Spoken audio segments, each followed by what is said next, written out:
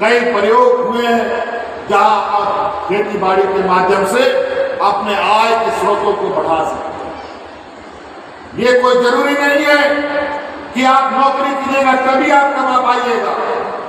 आप ईमानदारी से खेती कीजिएगा तो नौकरी वाला जितना कमाता है उससे कहीं ज्यादा आप कमा सकते हैं। आज इसीलिए किसानों के लिए कई योजनाएं हम लोगों ने चलाया है, चाहे बिरसा हरित ग्राम योजना हो, चाहे मुख्यमंत्री पशुधन योजना हो, कई योजनाएं। यहां पर जिसके पास जमीन नहीं है, सरकारी जमीन में भी आपको खेती करने के लिए अधिकार प्राप्त होगा और जब तक आप खेती करेंगे उस खेत में उपज का मालिक आप होंगे।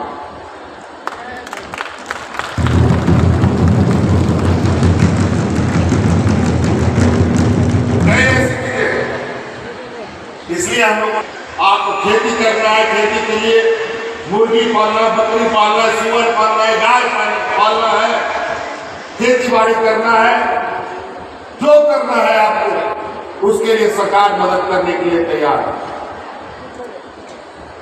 चाहे वो महिला हो, चाहे वो पुरुष हो, चाहे वो नौजवान हो। कृषि के अलावा मुख्यमंत्री रोजगार सृजन योजना के माध्यम से हमारे लोगों को उस योजना के तहत भी आप नए तरीके से अपने जीवन यापन और स्वरोजगार उत्पन्न कर सकते हैं। सरकार आपको बड़े पैमाने पर, चाहे आप बोलेरो गाड़ी खरीदिए, चाहे ट्रैक्टर खरीदिए, चाहे पिकअप खरीदिए, चाहे टेम्पो खरीदिए, चाहे राशन दुकान चलाइए, चाहे जूता दुकान चलाइए, चाहे सैलून चलाइए, चाहे मोबाइल दुकान चलाओ, कुछ भी चलाने का आपको इच्छा है तो उसके लिए सरकार के पास आवेदन दीजिए। आपको आर्थिक रूप से सहायता करेगी और आप अपना स्वरोजगार उत्पन्न करेंगे, जो आपको इच्छा है।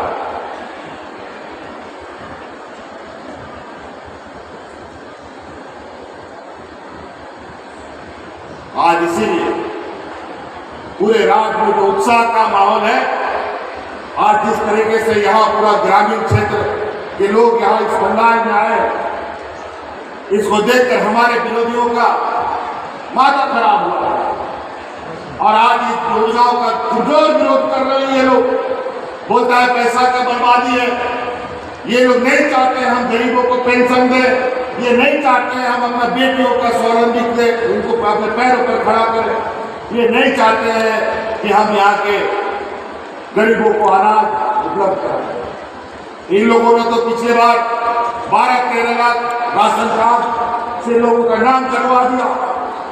जब हमारी सरकार बनी, अतिरिक्त 20 कार्ड, नया राशन कार्ड बना करके गरीबों के बीच में बांटने का काम किया।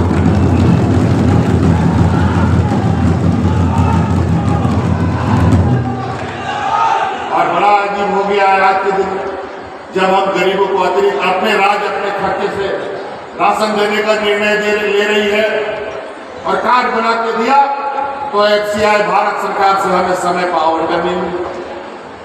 कभी 1 महीना, कहीं 2 महीना आगे पीछे कर देता है। पैसा देने के बावजूद भी हमें अनाज नहीं देता, ताकि ये योजनाओं के माध्यम से ये सरकार को ये बदनाम कर सके। क्यों इन लोगों ने इतने 20 सालों में अतिरिक्त राशन बना करके राशन से लोगों का नाम काट दिया? क्यों सर्जन पेंशन नहीं दिया लोगों को? क्या गरीबी के बारे में यहाँ के लोगों को नहीं मालूम था? यहाँ के नेताओं को, यहाँ के हमारे विरोधियों को नहीं मालूम था? सिर्फ हिंदू, मुस्लिम, सिख, ईसाई करा करके एक दूसरे को लड़वाओ, यही इनकी राजनीति है, यही इनकी षड्यंत्र है। बहुत कुछ की बात है। 20 सालों में इस राज्य को कब्र बना दिया है। नौजवानों की नियुक्ति के को लेकर पूरे भविष्य की खराब कर दी।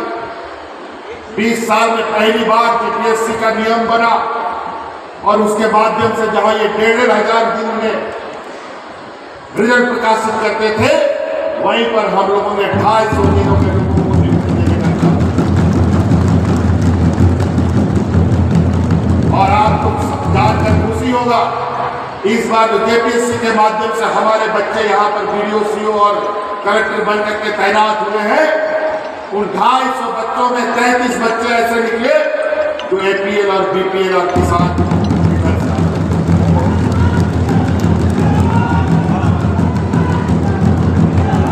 आज हमारा किसान का बेटा, हमारा मजदूर का बेटा, हमारा आंगनबाड़ी सेविका का, सैया का बेटा बेटी लोग आज हमारे राज्य का वीडियो सीओ बन रहा। कितनी गौरव की बात है।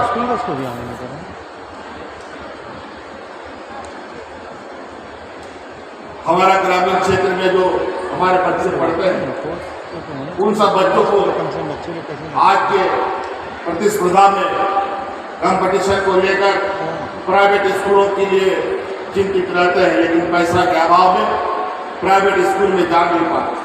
आप चिंता न करें, हम लोग भी अब सरकारी स्कूल ऐसे बनाने जा रहे हैं जो प्राइवेट स्कूल से भी बेहतर हम लोग बनाने को ले जाते हैं। और हर जगह काम चल रहा है। अगला सेशन से इसको प्रारंभ करने का हमारा निर्णय है और उस स्कूल में जो शिक्षक पढ़ाएगा उन सभी शिक्षकों का हम लोग ट्रेनिंग IIM में करवा रहे हैं। और फ्री में पढ़ेंगे हमारे बच्चे, पूरा इंग्लिश मीडियम। और जो CBSE और ICSE और जो बड़े बड़े प्राइवेट स्कूल में पढ़ाई जाती है उस तरीके के कोर्सेज उसमें पढ़ाए जाए। हमारा खूंटी, गुमला, सिमडेगा इस तरफ के क्षेत्र में बच्चियां बहुत होनहार हैं। हमारी बच्चियां बड़े तेजी से वर्तमान सरकार बनने के बाद देश विदेश में खेल के माध्यम से भी अपना परचम लहरा रही है। आज हमारे इधर खूंटी, गुमला, सिमडेगा में बच्चियां क्रिकेट बहुत दिलो जान से खेलती है। यहाँ पर कल कई प्रतियोगिता तो हम लोगों ने सिमडेगा में संपन्न किया ही, साथ साथ में आपको मालूम होगा हमारे वीर शहीद फोटो हो के नाम पर पंचायत में खेल का मैदान भी तैयार हो रहा है। और आज खूंटी जिले में 2 स्पोर्ट्स का स्टेडियम बन के तैयार हुआ है, एक और बनने की तैयारी में। कई ऐसी चीजें हैं। आपका यहाँ पर्यटन को लेकर के भी हमारा खूंटी जिला काफी प्रचलित है। आपको खबरों के माध्यम से, व्हाट्सएप के माध्यम से आपने देखा होगा, कभी हम लोग लखरागू डैम में भी पहुंचे हैं, कभी आपका पेरवा घाट भी मैं जाके होते आया हूँ। इतना खूबसूरत है ना, मानो स्वर्ग ही ये धरती पर आके मिला।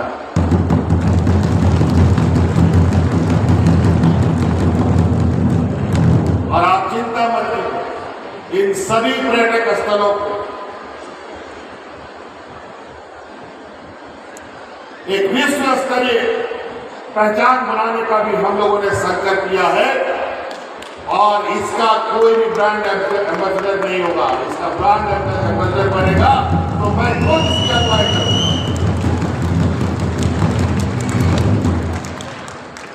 यहाँ लोग लाखों रुपया खर्च करके कासा, कोई शिमला, कोई कुल्लू, कोई मनाली जाता है और इस धरती में ही इतनी प्राकृतिक खूबसूरतियां हैं जिसको खोजते खोजते, जिसमें टहलते घूमते आपके जीवन कट जाएंगे। आपको दूसरी जगह जाने की जरूरत ही नहीं है।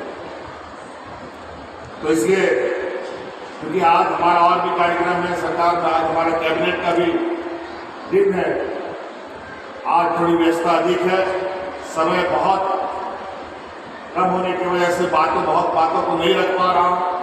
लेकिन फिर भी सरकार आपकी योजना, आपकी सरकार आपके द्वार योजना के माध्यम से जो शिविरें लग रही हैं उन शिविरों में आप लोग जाएं। और जो हमारे गरीब ग्रामीण हैं जिनको नहीं पता है शिविरों में कैसे कार्रवाई करनी होती है, हम अपने गठबंधन साथियों के हमारे सदस्यगणों से, हमारे सदस्यों से कहेंगे कि आप ग्रामीणों को इसमें सहयोग करें और गांव शिविर में पहुंचाकर उनको लाभ दिलाने का काम करें। इसलिए अभी तो हम लोग किसान पाठशाला का उद्घाटन करके आए हैं। ये आदरणीय विश्वगुरु शिबू सोरेन जी का सपना था कि हम एक ऐसे स्कूल का निर्माण करें जहां पर किसानों को पढ़ने के लिए, उनको बेहतर कृषि उत्पादन के लिए ज्ञान दिया।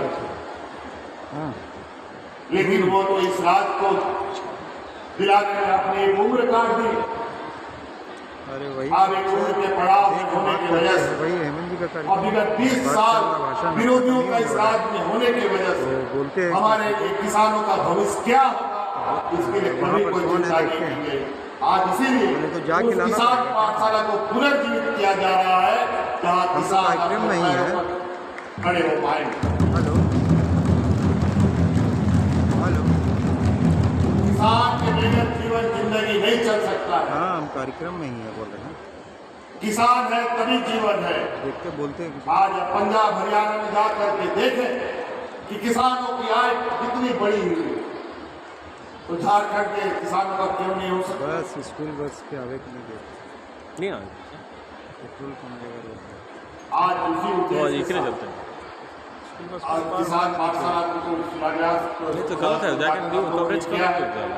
आज उस किसान पाठशाला के लिए विशेष रूप से मैं अलग से कार्यक्रम बना करके आपके उस पाठशाला में शामिल होऊंगा और विस्तृत रूप से इसका जो बृहद पैमाना है ये लोगों के सामने प्रदर्शित किया जाएगा, ताकि हमारे जो ग्रामीण क्षेत्र का जो अर्थव्यवस्था है उसमें मजबूती प्रदान की जा सके। और आपको सुनकर बहुत खुशी होगा कि कोरोना का जो हालत रहा वो तो आपके सामने था। सब घर द्वार में ताला लगा के बैठ गए, हाट बाजार गाड़ी मोटर सब बंद था। आज उसके कारण कितना कारखाना बंद हो गया, कितना बेरोजगार हो गए लोग देश में। हमारे मजदूर भाई अलग अलग राज्यों से पलायन कर गए और वापस आने के लिए मजबूर होना पड़ा। अभी भी अर्थव्यवस्था अपने पैरों पर खड़ा नहीं हो पाया। आज भी डॉलर के मुकाबले रुपया का स्थिति बद से बदतर दिन ब दिन हो रहा है। और ऐसे विकट परिस्थिति में भी कोरोना का मार आज के दिन में भी कई राज्य उससे उभर नहीं पा रहे हैं। और आज भारत सरकार की एजेंसी के द्वारा आकलन किया गया है कि गिने चुने राज्य में झारखंड एक ऐसा राज्य है जहां प्रति व्यक्ति में आय में बढ़ोतरी हो रही है।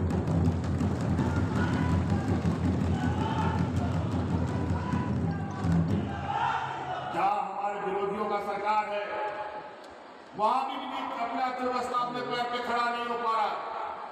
लेकिन यहाँ गरीबों को, मजदूरों को, किसानों को कैसे उनके जेब में उनका अधिकार का कार्यक्रम चल जाए, इसका तो हम जारी।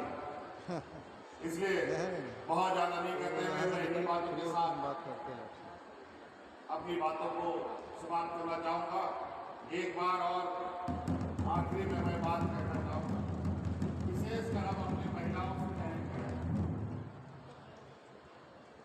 आप लोगों से करवत प्रार्थना है कि आप सब लोग ये हाट बाजार में हड़िया बेचकर